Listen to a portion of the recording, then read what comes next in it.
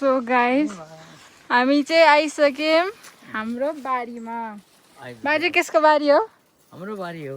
त्यसको त नि केसको के रोप्नु भएको? के रोप्नु भएको यहाँ? केरा लगाएको छ अनि रुखहरू लगाएको छ, जहरको रुखहरू लगाएको छ।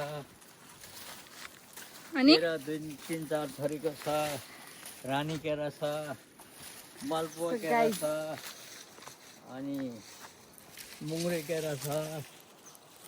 हामी चाहिँ आइसक्यौँ हाम्रो केरा बारीमा।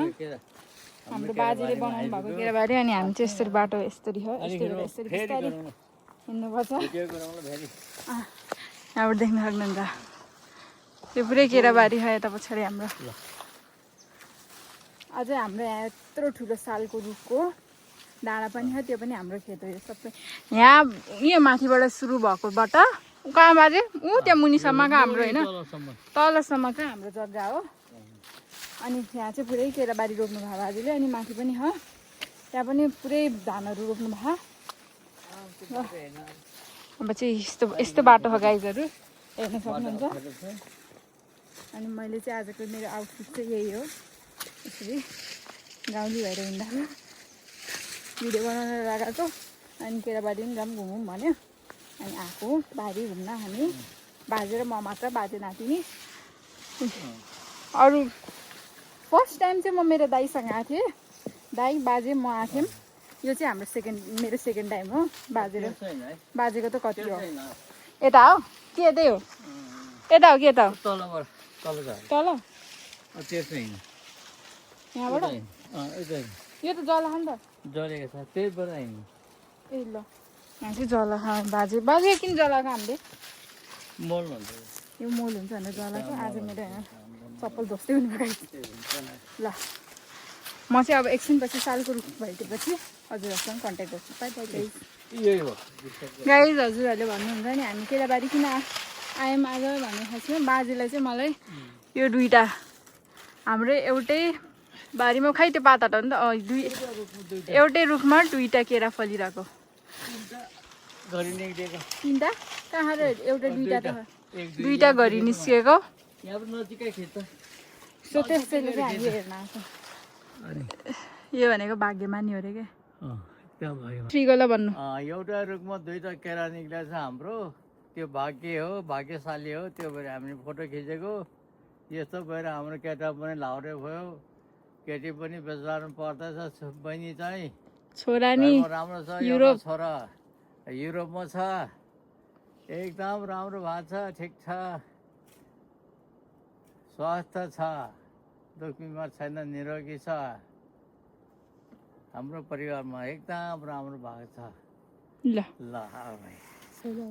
सो गाइज अहिले चाहिँ देख्नु सक्नुहुन्छ हामी चाहिँ यहाँ हाम्रो बाजेको पसलबाट उयो पसल भयो, यो पसलबाट यहाँ सामान किनेर उसको झोला पनि हालिदियो किनेर हामी चाहिँ कहाँ जाँदैछौँ भनिदेऊ? लिङडोङकाङ लिङडोङगङ जाँदै प्रनाउन्स गर्न आएन के भन्ने गाह्रो नाम। अनि पिकनिक खाने आज चाहिँ हामी मम्मी बाबा म बहिनीहरू। अनि त्यसपछि रमाइलो गर्नुपर्छ। खासमा त हामी बच्चा पार्टी जान्थ्यौँ होला, तर हामीसँग अहिले पैसाको कमी हुनुको कारणले स्पोन्सर बाई मम्मी बाबा। यो मेरो कान्छा बाजेको घर, यो माइला बाजेको, उति मेरो घर हो।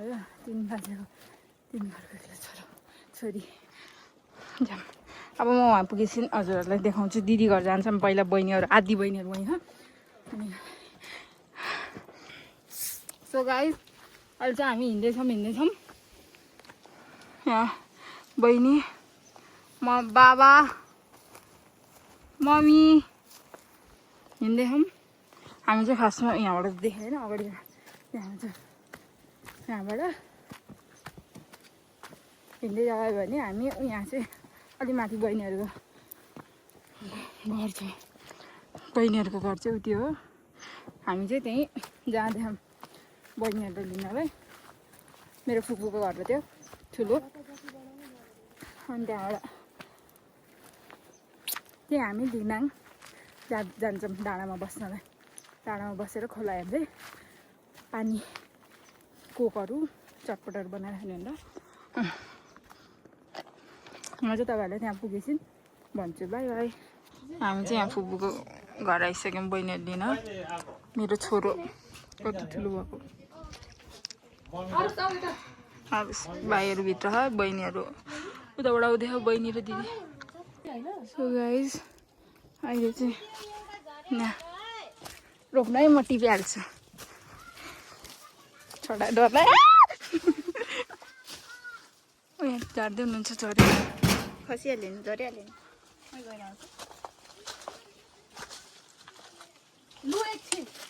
यहाँ झार्दैछ मामले यो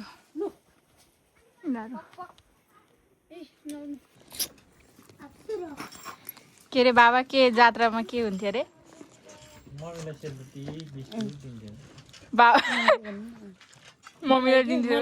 तिम्रो बाबाले दिन्थ्यो त्यसरी। तिम्रो हाम्रो त केही होइन। हाम्रो हामी के हो आज जात्रामा के तिमीहरूको छैन नि, हाम्रो छोडेर हाल्ने। ती बाबाले दिने हामीलाई नि। हाम्रो मम्मीलाई त बाबाले जात्रामा सुटुक सुटुक बोलाएर खुलाउँथ्यो अरे खाजा। के दिन्थ्यो मम्मी? त्यही भएर हो क्या पट्टे गर्दै भात लाएर। हाम्रो उमेरमा हाम्रो बाबाले हाम्रो मम्मीलाई जात्रा घुम्न जाने बेला सेलरोटीहरू के दिनुहुन्थ्यो अरे। किन छोडेको? दुईपल्ट मात्रै भेटेको, त्यही पनि जात्रामा। दियो भन्नु न, दुईपल्ट नि। के दियो भन्नु त? उसले मलाई मन परेको रहेछ माग्न आउनलाई। त्यो याद गरिरहेको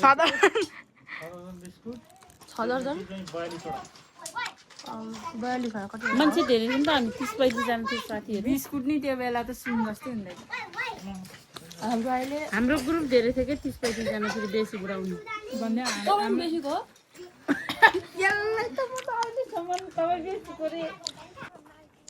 हाम्रो कपाल चाहिँ अगाडि हो। चाहिँ म राति आयुष्मान दिदी देखाइ नि छैन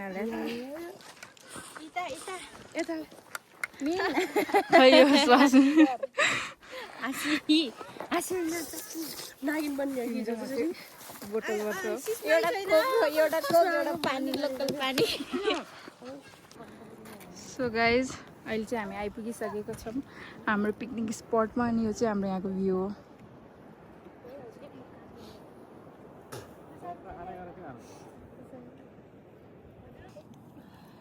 अमिलो काट न, अमिलो खाइदिनु त। अमिलो कहाँ छ?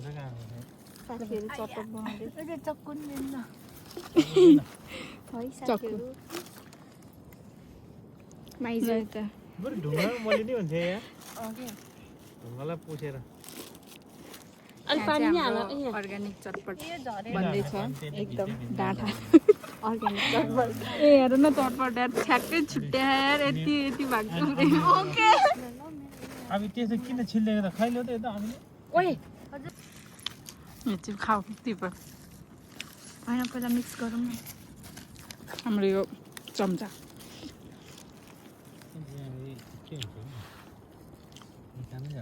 आइसमा एकपल्ट आथ्यो हिँडेर तिमीहरूको ओइसान तँबाट आथ्यो हिँडेर बिहान एकचोटि कहाँ आइसमा घरमा मलाई लिन चाहिँ आउनु भएको ल तिमी खाऊ यो ओए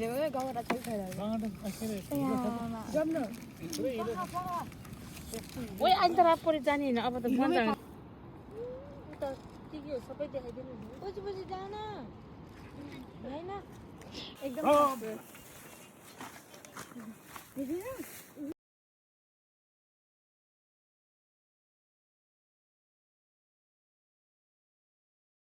हामी चाहिँ गाउँ बोलाउने गाइजहरू, गाउँ बोलाउँदै जाने। कता जाने? ओ बाजे आउनु। सब गाउँलाई बोकेर जाँदैछौँ हामी गाइज। यहाँ कस्तो ब्लर आएको हो। यहाँ मम्मी हो, यहाँ हामी हौँ। अब सब बोकेर जाने हामी चाहिँ।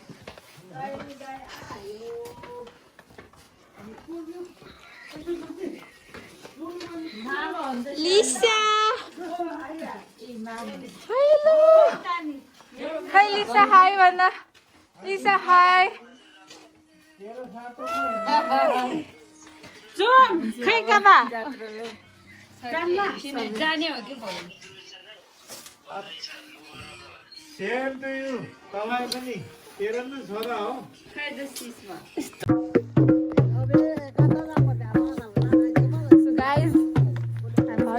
भाग्य सङ्क्रान्ति खै यो दाइलाई खिचौँ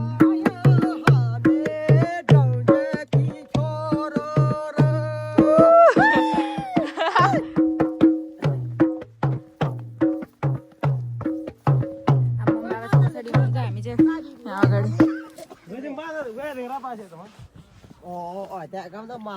आउँदै हो तर